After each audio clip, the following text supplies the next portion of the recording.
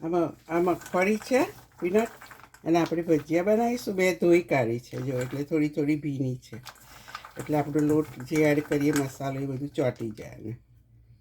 ને એ જો આ મરી છે, એ મરી એડ કરીશું.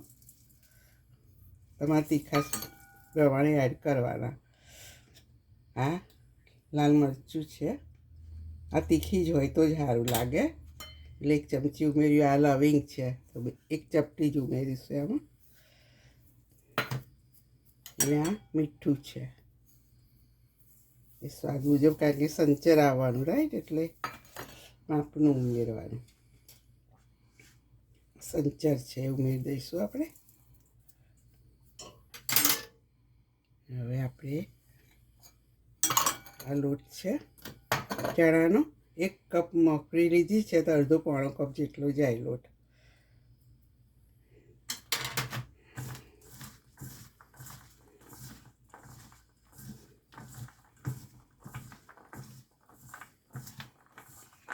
આ રીતે કોટિંગ કરવાનું.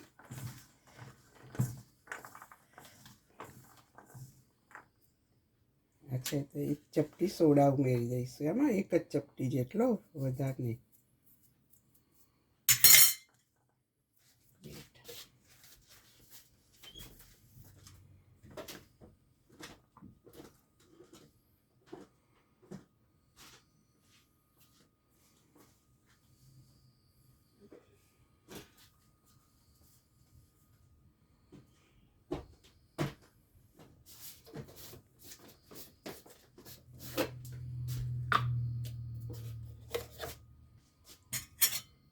આ 1 ચમચી છે ને કોર્ન સ્ટાર ઉમેરીશું, એટલે આનાથી થોડી બાઇડિંગ ગઈ રહે અને છૂટી એ પડી જાય.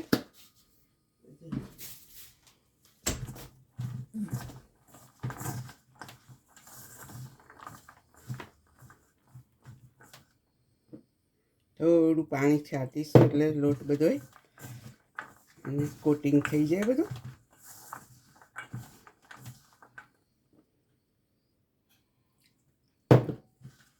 ખાલી છોટા જ નાખવાના.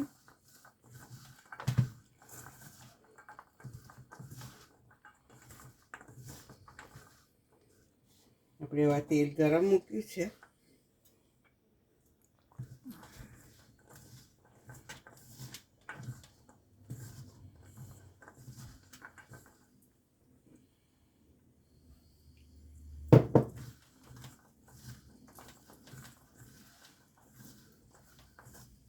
આવી રીતે બધું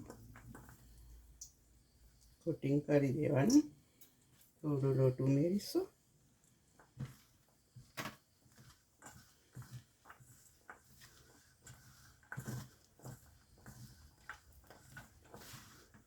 બહુ ગરમ નહીં અને બહુ ઠંડુ નહીં, એવા તેલમાં મગફળી પછી થવા દેવાની આપણે.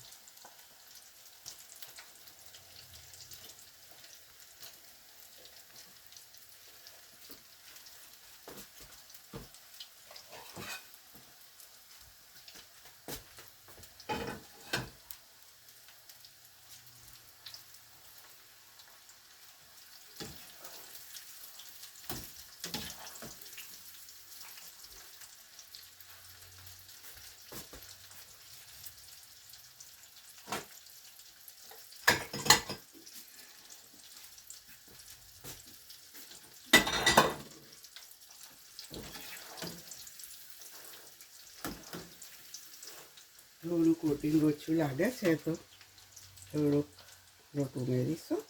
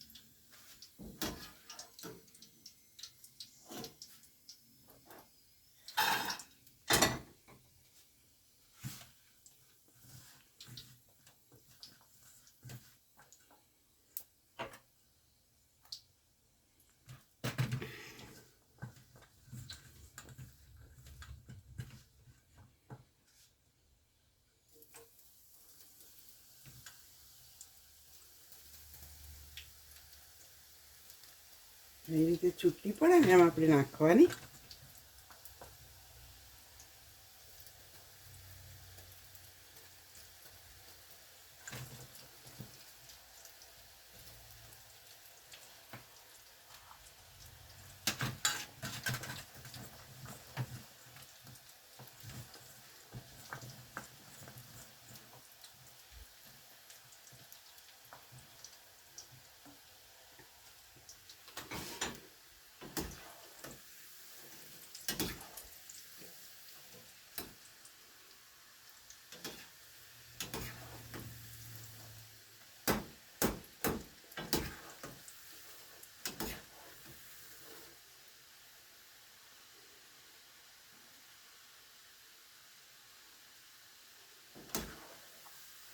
તરાશે ને એમ જો આ બધી ઉપર આવી જશે. એટલે મીડિયમ તાપે તળવાની. પહેલાં ગરમ તેલ થોડું કરવાનું, પછી મીડિયમ કરી દેવાનું તાપ.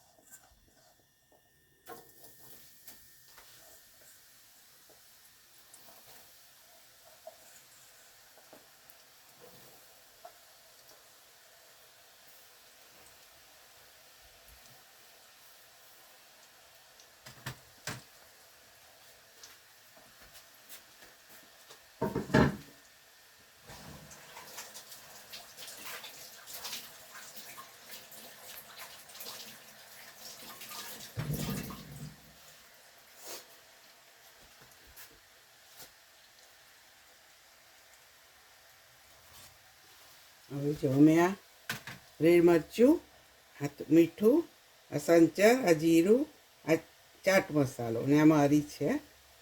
લવિંગ તમારે એડ કરવા હોય, વધારે તીખું જોઈતું હોય તો આ દરેલા મરી ઉમેરવાના, માપનું કરવું હોય તો નહીં ઉમેરવાના. હવે એના આ બધો મસાલો છે મિક્સ કરી દઈએ એક બાઉલમાં.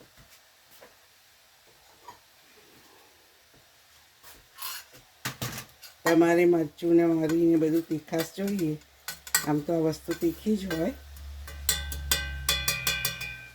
તો એ રીતે ઉમેરવાનું.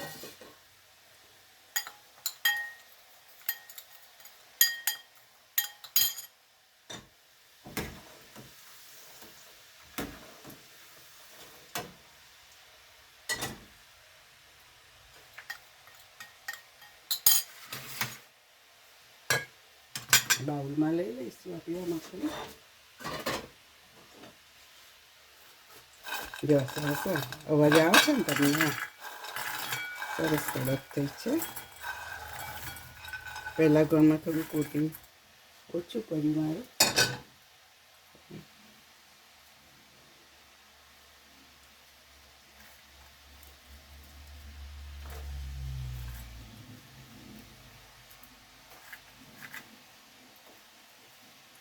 હવે આ મસાલો છે ને આપણે સ્પ્રેડ કરી દઈશું બધે.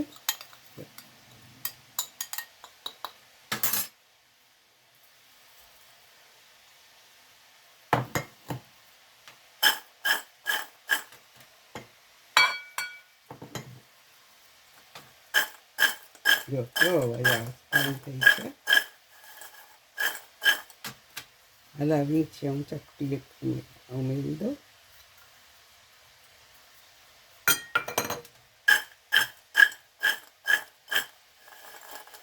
આ રીતે ભજીયા રેડી કરો. અમારી રેસીપી ગમે તો લાઈક કરો, શેર કરો, સબસ્ક્રાઈબ કરો અને બધા બનાવો. C you next video.